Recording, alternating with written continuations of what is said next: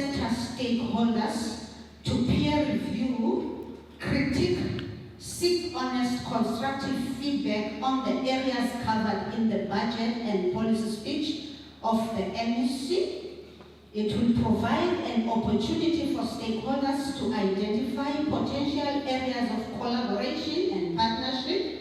It will strengthen the relationship between the departments, sector departments, and organized stakeholders present here. Furthermore, the engagement informs stakeholders to jointly assess the impact of human settlements programs and encourage stakeholders to influence human settlements policies. But I am coming to request, as the Mayor of Walter Sisulu, any funding that is available for Walter Sisulu must not be taken away. Those projects must carry on. I think I'm biting the bullet now, Honorable MEC, through you, Director, where I say,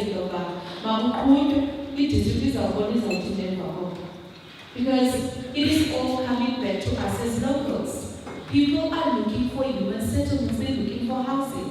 And what do I tell them as a mayor? No, you can't have a house because there is no infrastructure. So maybe if we start getting arrogant as locals, when we say to the department, and MEC appreciate and happy about your speech, but most importantly, we must walk the talk with speed. Thank you, MEC.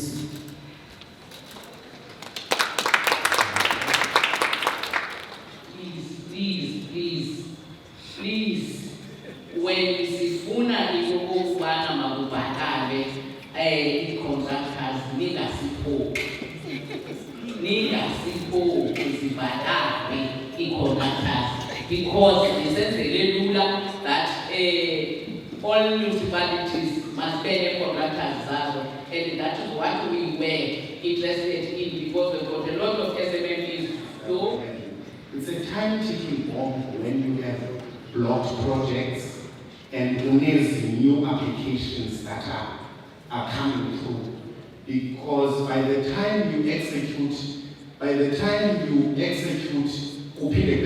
issue will get fallout in the block projects.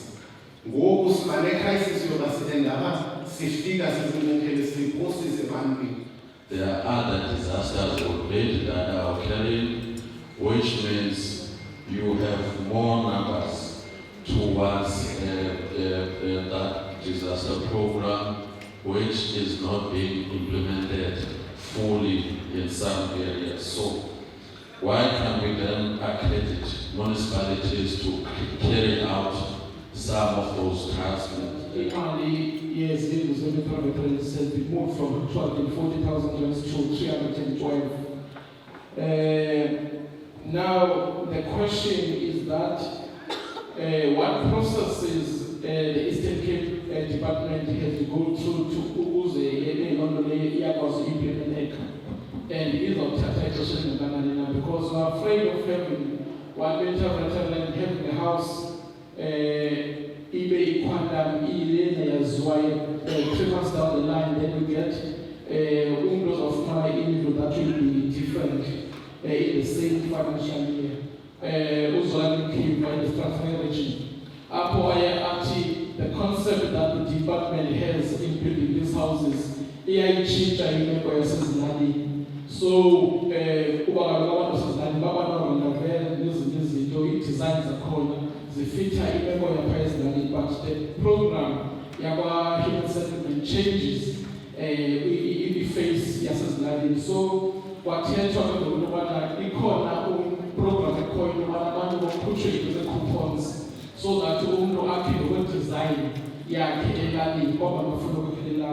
now how far with that in our time was implemented fully financially. In the interest, when we unblocked the project, the private guidance valid up in Maton. Similarly, program project blocking for ICC. We so wish that MEC has necessary to unblock that project by built environment and so on. faculties have actually built crime prevention through environmental design into their curriculum and into their operations. It's quite limited in South Africa. So it's an area that we should look at collaborating with the higher education sector and in the department as well. Looking at the delivery of housing in the province against the number of people living in informal housing, my calculation is that it would take about 57 years to accommodate everybody that is now living in an informal house. So clearly that is not a good target to set by building houses.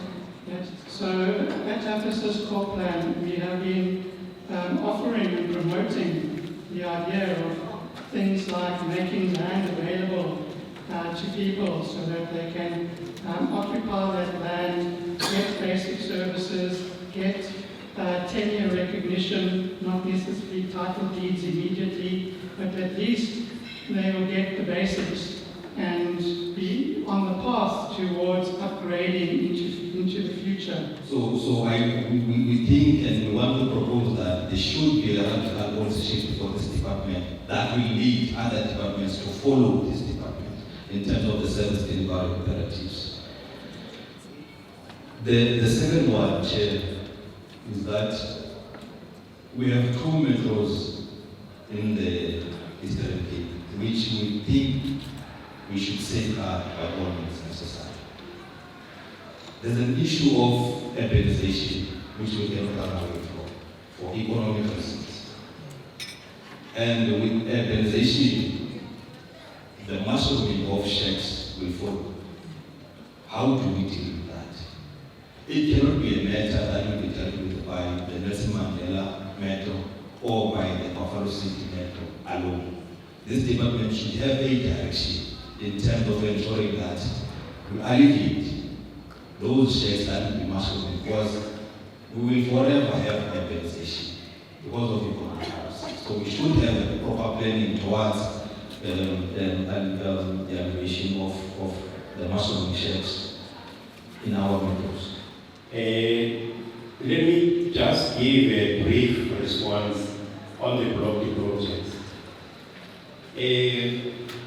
To all the leaders in the House, we would like to acknowledge your sentiments with regard to these block projects. It has been a thorny issue for some years, such that the department decided not to start or initiate any new projects, because the communities and leadership on the ground were coming to say, why do you start new projects, whereas there are those that were started as far back as 2008, but they cannot be completed. The department took a stance to say, let's prioritize these block projects. That is why you can see the block projects to be one of the priorities of the department, as you can see it on the policy speech. The issue of military veterans.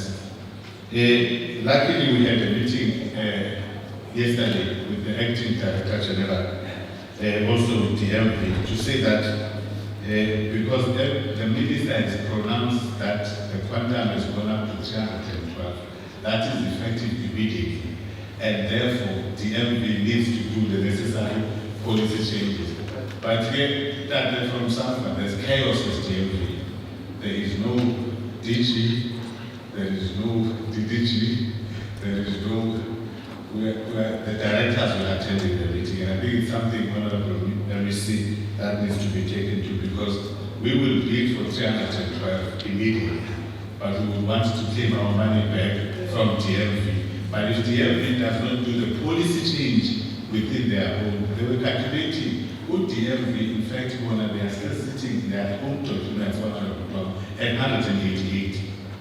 The quantum is 245, it's changed to 312, but in documents that were DMV are still sitting at 188.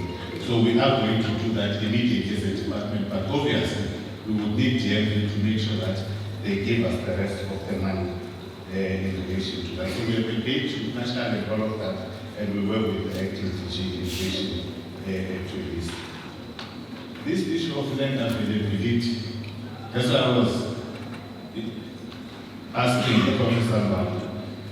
If you look at the innovative building technologies that we have, you are able to have a flushing toilet with a septic tank in the yard that can be used at a later stage once there is permanent services. And I think we need to get into that and say, even from a sanitation perspective, what innovative technologies that we have. Snazi looked about easy flash, off flash, and all of those things that can assist some using Amazon and all of those things. I think we can be able to assist with that. I think we need to move innovatively in that regard. Lastly, I think we need to make this point very clear in this, that each and every housing project, the beneficiaries decide the typology that they want. Each and every housing project. That's why there's a project steering committee. And in that project steering committee, we present plans to say this is what we want and all of that. And they decide for them. We must not fall into the trap of saying, this is only government coupons and because we've got NHBRC. NHBRC is a problem. But what probably was trying to say is that in military veterans projects, must send through EPHP, wherein we've got the CRO and the military veterans are involved in the building of their own housing, but through EPHP, so that we make sure that all of those houses they can are involved, so that we are protecting them in terms of that and in terms of what we need to do. And we don't want to change typologies, but beneficiaries make the decision as long as it's within the 40 square meters or the 50 square meter house that we are going to. I am the only black female manufacturer of PVC and chemicals in the Eastern Cape. The program director. Yes, I'm a total test, but not the green ones. Yenza amataki afakwa ebhuthini yemoto uyowavula phambi kwendlu. Ayidingi ibhaki, ayidingi istand esizokwakhiwa. It is tarpaulin material. Now, I'm very excited when I see material supply sector. I'm very excited when I hear 40% of a 2 billion rand investment that is there. The question is, how do we gain access to human settlements? Because now the current loophole is, in order for my product to be seen, ikiwa etawea the house or funeka kube kuno contractors zokhetha athi I'm choosing your company, I'm going to buy from you. But a lot of them are going to Jojo Tech, who's owned by the Oppenheimers. I'm a black female, and the company I'm there. Umbasho wena masipala ovimile yobana uphaqwa kakhulu lento sikuyo ukuba i-disaster. Njengobana ingonyaka wesibili ngoku. Njengosi ngoJanuwari kwakubhubhe abantu umuntu wokuqasha bhubhe kuthiwa akanani wayebhalisile. Ithi ADM ke ngoku makukolekhe information yaba bantu councillors bathe bango-destitution. Kufika unyaka wesibili ngoba ababekhonekhe ukuyana bathi kwenzeka lula asifumane information into esixelelayo yobana sikule ndawo ngaba bantu ngoba kuthe like sister the challenge no-HDA. I think NEC u-HDA manje ibe khona into ejongayo ngayo. HDA uyaziswa kubana makazoresponda kwi-disasters okanye kwi-emergencies. So zafike ubana kufikile uzawusisishelters mabazi-5 emke angaphinda kuye. Even ngoku sine-disaster zalast year aresponda kuzo ngoku. Oko ebethe uyeza wezokwenza i-assessment sakhona masincedise mhlawumbi bayofulana akukafiki neyi-1 nanjengokhansila nala-site from emhlondo laka-municipality. Ndicela nokuthi ukwazi ukuthetha ne-service providers athethe nazo seziqinisa ukusebenza ngoba zizo ezibambe uba masibe siyabethwa phaa. Ukhansila lo wasemhlondo, ukhansila site, ndike ndamfonela ndathi kansila ndicela undiboleke udala ehleli kuwe lowe-upgrading of informal settlements. Awumbuyise ngoku nam ndiyafa kweli cala because sibolekisana ngaye uthi ayabekho kum. Ikuxelele ke ngoku into yoba ikhona into efuna ukwenziwa okanye kuqiniswe ukuthetha ngazo ii-service providers. Ngoba le nto mane ziba ngathi ziyawenza umsebenzi ushiye zingawugqibanga iyasibethisa loo nto. Ngoba njengoba sizinikwa ijonga umhlophe ijonga enyandeni, mna ndicinga uyasebenza enyandeni, ndizonda ukhansela lo usayitha uyabagcina kodwa oonokontraka ngoba nabanye be-disaster ndibolekisana naye. Nantso mna into endiphakamela program director make uqatshele le nto ye-service providers. Enkosi. Is the issue of land invasion. I think my colleague from the union touched on it when he said we cannot shy away or hide our heads on the fact that metros will always have an influx of people coming from all over the province and in other provinces because there's a perception of greater economic opportunities there. Whether or not that perception is correct, the fact remains that urbanization will persist. And once those new residents in the city don't identify or can't find suitable housing, they will invade existing land, in particular service sites that are meant to be allocated or developed for residents. And that's become a very big issue for the Smart Bay, and I'm sure I speak for the other metro as well. I want to, in closing, firstly welcome all the inputs that came from the participants. I think it almost gave meaning to the concept of government of the people, by the people, for the people, because indeed the criticism that came in was only served to enrich and build us, and I think it was more of trying to build from what we are presenting to yourselves, and also we had all the partners saying, I'm available to partner with you towards building sustainable, integrated human settlement. Let's work this road together. So I think we really welcome that. And all the diverse contributions, we're going to take them into consideration, particularly myself as the member of the Executive Council, and I'm going to take some of you all, take you up on it. And indeed the department must find a way of how do we integrate these inputs.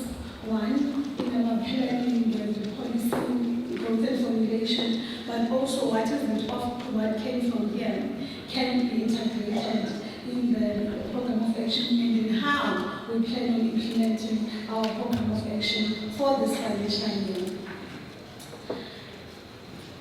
And we had said that we intend for this session to be a two-way communication between ourselves and the stakeholders, and I think we were successful in that fact. I do want to say in welcoming the various inputs, there are issues and challenges within the delivery of the mandate of the department that we need to address. I think one of which was the issues of blocked projects, the issues of invading and so forth. And I think through the forum of the MMCs, LDCs, our bilaterals with the district municipalities and local municipalities, we can always find a more detailed and itemized and projectized approach in how do we deal with those. Because ultimately, we are faced with a growing need for houses now.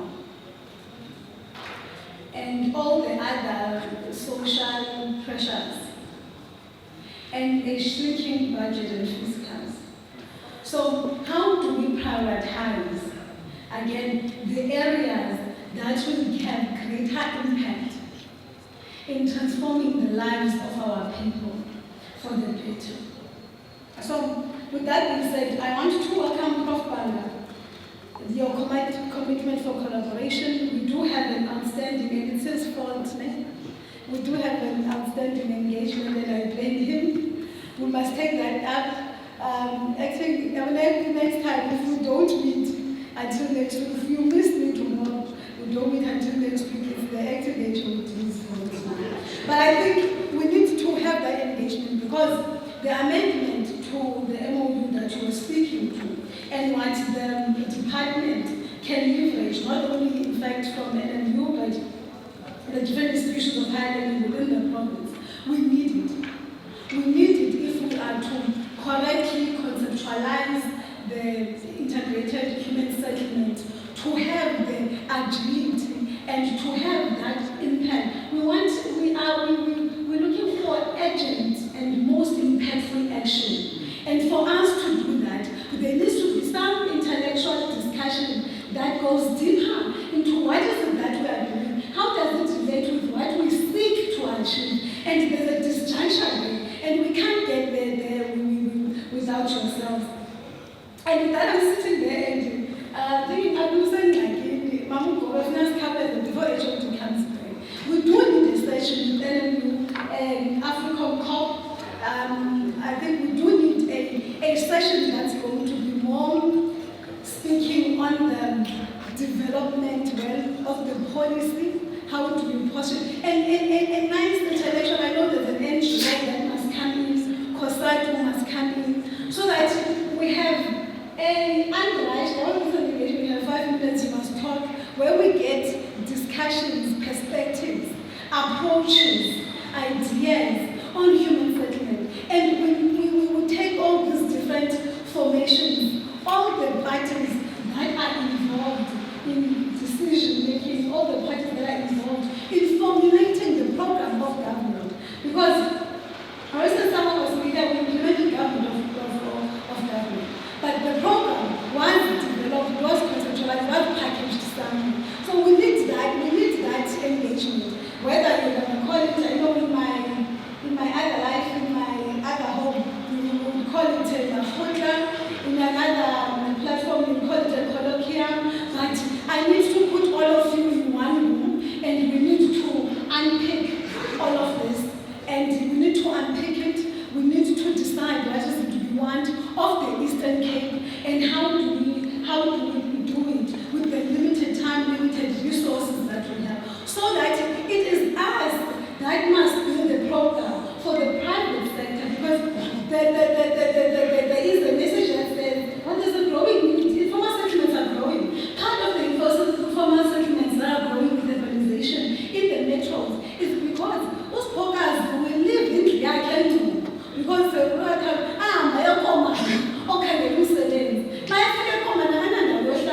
would not qualify for BNG. Now, if you don't have social housing, if you don't have your access to first home ownership scheme, you don't have the private sector to invest, because we surely can't afford it.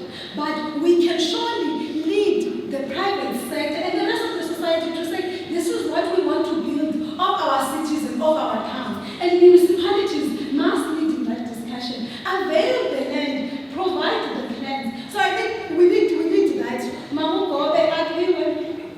I think we need to have that session. Whether it's going towards the midterm, I think 3 months and 9 agreement over 9. But we definitely need that session, and I'm committed to it, Prof. I think the NGOs, that I want to get this right, because I want to be the friend of this NGO. Afro's co-plan. Am I getting it right? Yes. See, because we need to engage with you to see our blind spots. Because I agree, the demand is far too bigger. But what are our options? What do we see as our options? So that even if we don't agree on the plan of government, but we must do what we are doing as government, being informed of what you are saying, because that will only serve us to serve the people of the Eastern Cape better.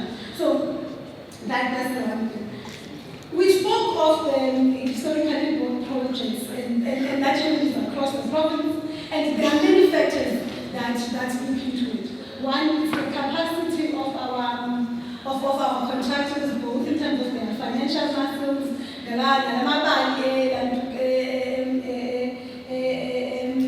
contractors that buy more than they can chew. But how do we respond to it?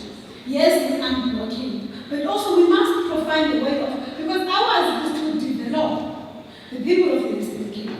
And part of socio-economically developing the people of the Eastern Cape is providing support where we can to SMEs. And that's why we started engagement with entities of government that are responsible for providing support to SMEs to say, but how do you support the SMEs within the human settlements sector? Because their failure speaks to the struggles and the socio-economic challenges of the province. It is in our interest that our SMEs succeed.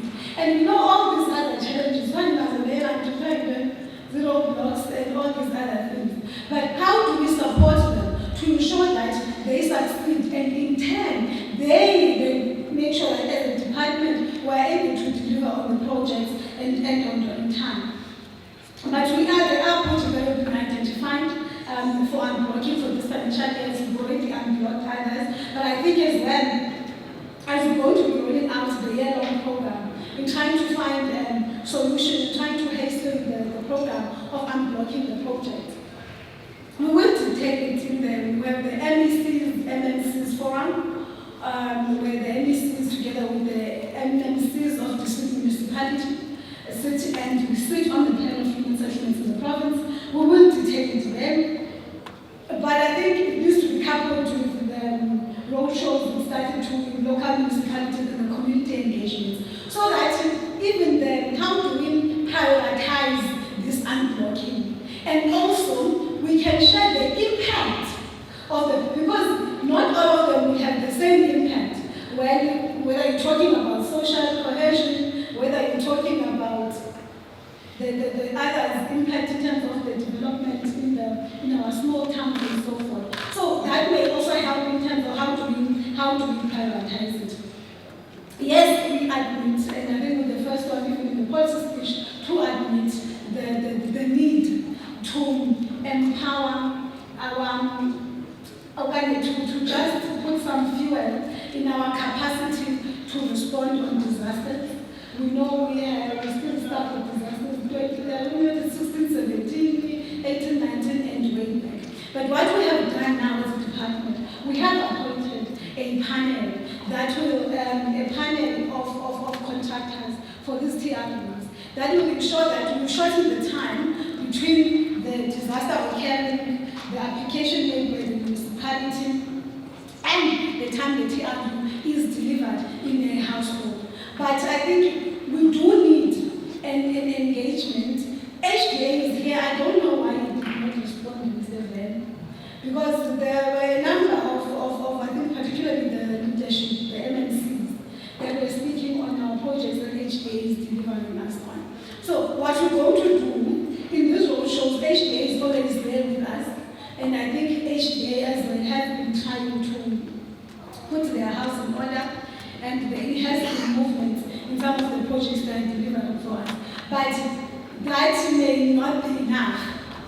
And also there is a need of taking the political leadership, I think at the local sphere, because you are at the confluence of our people and their challenges. Take them into confidence in terms of the plan and the time frames, and facilitate that engagement between HDA and the leadership camp. The issues of MKMVA. I think, Slado, if you remember after the engagement we had access with the MKMVA, we met with MKMVA and the Buffalo City leadership, including the mayor and the MNC at the time. We did agree on a short-term program. They are consulting on what was available, because on what is available from the side of PCM, for readily available for the construction of units from MKMVA. And I think we have a new MNC here there from the box, the acting executive mayor. Perhaps we will again go back and take you on board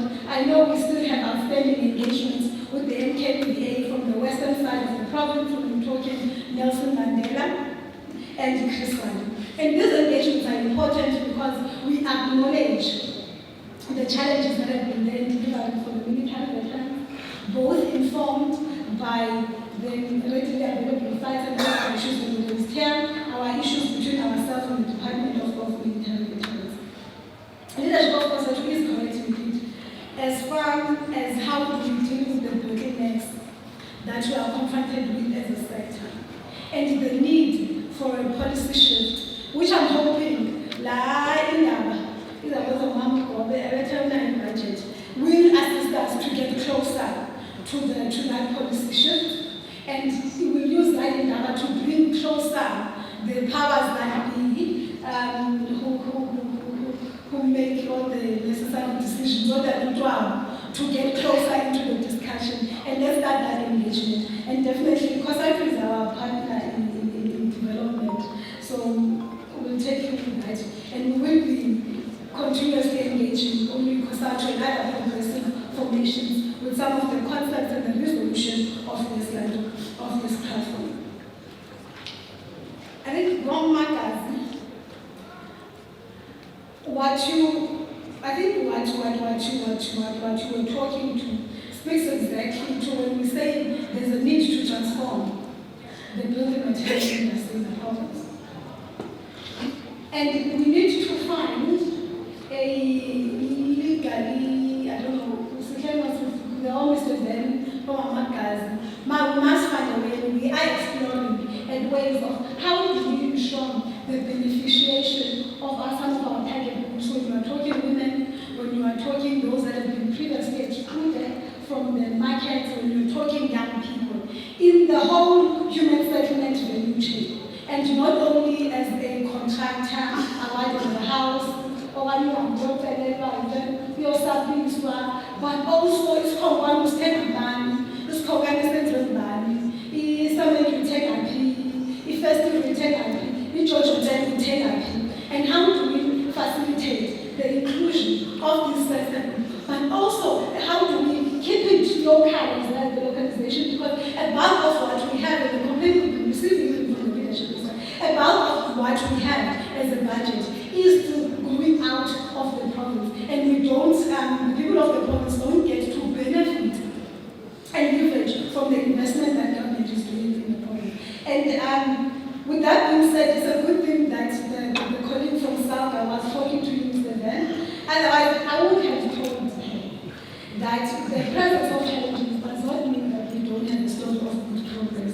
It's good progress despite the challenges that we're confronted with. Because once we become consumed about the challenges and we get excited in the story of challenges, we may not appreciate the opportunity of further progress in what we are doing here and now.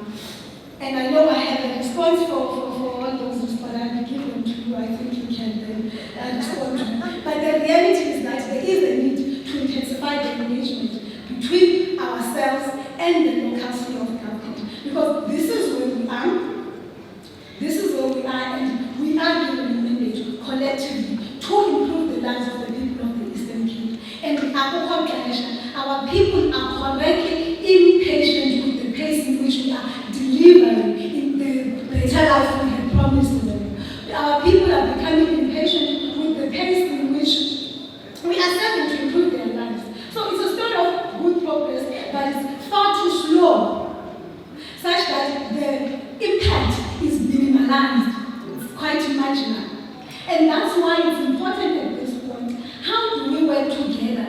Each component of government and each component and every entity that has a mandate within the space of delivering sustainable human settlement, within their mandate to work to ensure that we efficiently, effectively, and urgently deliver integrated sustainable human settlement. And we all have a role to play in that regard. And that's the story that we should be moving with. And that is what should preoccupy the agenda of our discussion. And with that, we need to work closer together so that we share the program, we share the plan, we share priorities, we read from one page. Our people are becoming impatient. And I think we should be becoming impatient in the state in which majority of our people are still residing, because a mandate speaks directly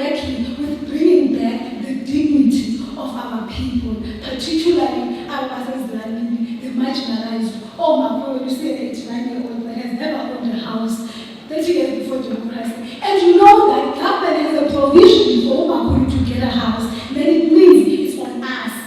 It's our fault that we have Omakuru that is destitute. It's all our fault seated here, despite everything else, despite the genetics of it. Who MMC of Nelson Mandela? Yes, but we're coming to Nelson Mandela.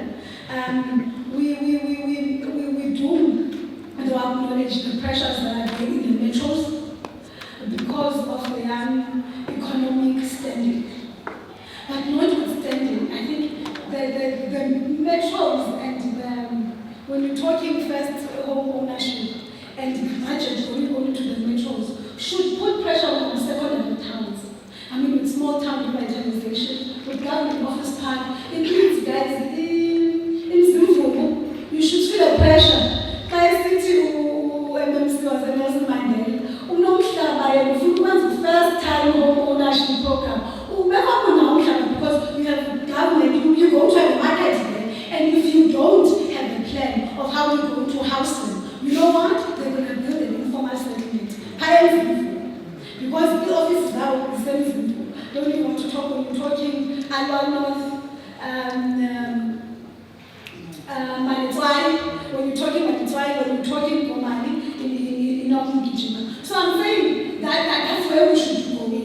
And that will go a long way in elevating the pressure or the growing pressure on the demand for housing and the growing informal settlement. Because when you get them, some of them are people first time worker or take moto, credit bureau,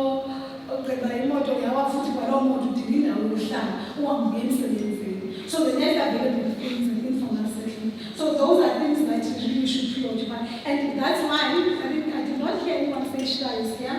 That's why we always invite Shra in these engagements. Because Shra must assist us in the problem. We don't want to be friends with Shra. Because we want to get a bulk of the budget by Shra. Because the need for social housing in the province is great. And we want to create an Eastern Cape that is a first choice when it comes to work. But we truly appreciate that, we truly appreciate this engagement. We're looking forward to what is going to come in it outside of this engagement. I know we did not speak on any program of action emanating from here, but the core so we have to implement it as a product of this. We are going to follow up with those roadshows. When we go, we're going to be going with our entities. We are going to be looking with you as municipalities on the opportunities.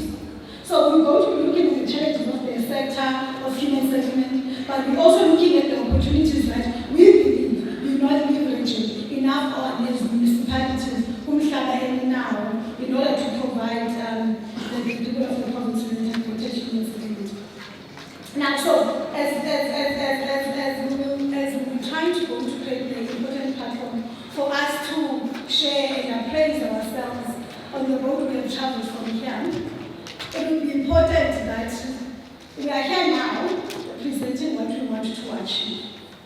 But we should meet again to say this is what we have been able to do, so that we know that this is one platform, accountability platform. Because it is all good and well for us to present plans and what is possible and what we said we're going to do. Then it's another in terms of what we're able to do in 6 months and what we're able to do when we come to the third quarter of the financial year. Then because we've not built nearly near to the number of units that we had committed to do. So hence the institutionalization of such platforms, even if it's at a smaller scale, becomes important. I want to thank you very much. I know Mr. Van is still going to come in. Thank you very much for the participation, but also plead with you and your organizations and institutions to bear with us, because it means we're going to call you back on different, we're going to shift now, so that we shift the policy engagement component of it, then we leave the nuts and bolts units, the projects, and all dealing with those challenges and almost dealing with those bottlenecks project by project. So we're going to see more of my face in the coming year, because it's only if we work together that we can do what is necessary to improve